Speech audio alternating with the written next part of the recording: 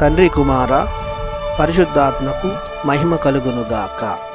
ఈనాటి జీవవాక్యం. యేసువా, తమకేమాత్రము విచారము లేనట్లున్నదే, మేము చనిపోవుచున్నాము అనిరి.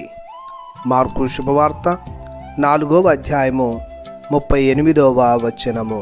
క్రీస్తునాథుని యందు ప్రియ సహోదరి సహోదరులారా, దేవుని బిడ్డలారా, క్రీస్తు ప్రభు ఒకనాడు బోధించిన తర్వాత సాయం సమయమున సరస్సు దాటి ఆవలి తీరమునకు పోవుదము రండు అని శిష్యులతో చెప్పి పడవలో ప్రయాణం చేస్తుండగా, క్రీస్తు అలా సేదదీరుతూ ఉన్న సమయంలో పెద్ద తుఫాను చెలరేగి పడవను చిందరవందర చేస్తున్న సమయంలో శిష్యులు భయపడి నిద్రిస్తున్న ప్రభువును లేపుతూ పలికిన సందర్భంలోనివి ఈ మాటలు.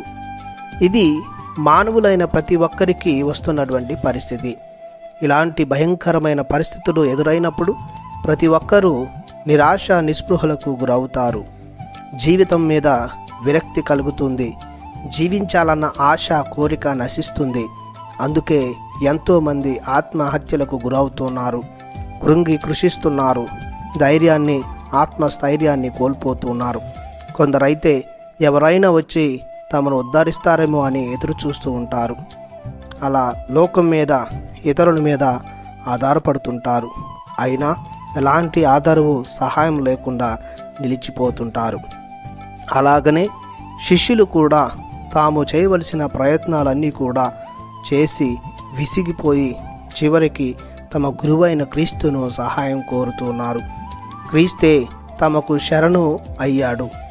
ఏది ఏమైనప్పటికీ వారు ఆశ్రయించవలసిన జీవమైన దేవుణ్ణే ఆశ్రయించారు. తమ జీవితంలో ఎదురయ్యే ప్రతి సమస్యకు పరిష్కారం ఆయనే అని తెలుసుకోగలిగారు. ఆయన సర్వ సృష్టి మీద అధికారి అని, శక్తిమంతుడని గుర్తించగలిగారు. తద్వారా క్రీస్తు తమకు అభయహస్తం ఇచ్చి ధైర్యం చెప్పి నమ్మకంతో జీవించమన్నాడు. కాబట్టి మన జీవితంలో మనలను భయపెట్టే ప్రతి పరిస్థితిని, భయంకర సంఘటనలను, సమస్యలను, అనారోగ్యాలను, మానసిక వ్యధను, పేదరికాన్ని, నిరుద్యోగాన్ని, ఆర్థిక అసమానతలను గూర్చి వ్యధచెందకు క్రీస్తు వైపు చూస్తూ ఆయనను ఆశ్రయిస్తూ నమ్మకంతో జీవించుదాం.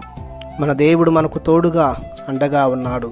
ఆయనకు అప్పగించి ప్రశాంతంగా జీవించుదాం. ప్రార్థించుదుము. మా ఆశ్రయ దుర్గమైన దేవా, మా దైనందిన జీవితంలో ఎన్నో సమస్యలు, బాధలు, అనారోగ్యాలు, ఆర్థిక ఇబ్బందులు, కరువు కాటకాలు, యుద్ధాలు, భూకంపాలు, ప్రకృతి వైపరీత్యాలు మమ్మలను ఆందోళనకు గురి చేస్తున్నవి. మమ్ము కూడా ఓదార్చండి ప్రభు. ధైర్యాన్ని ఇవ్వండి ప్రభు. తోడు నీడగా ఉండి కాపాడండి. మీపై మాకున్నటువంటి స్వల్పపాటి నమ్మకానికి తగిన రీతిన స్పందించి మమ్మ బలపరచమని మీ ప్రియకుమారి నామములో ప్రార్థిస్తున్నాము పరమ తండ్రి. ఆమెన్. దేవుడు మిమ్ము దీవించునుగాక. ఆమెన్.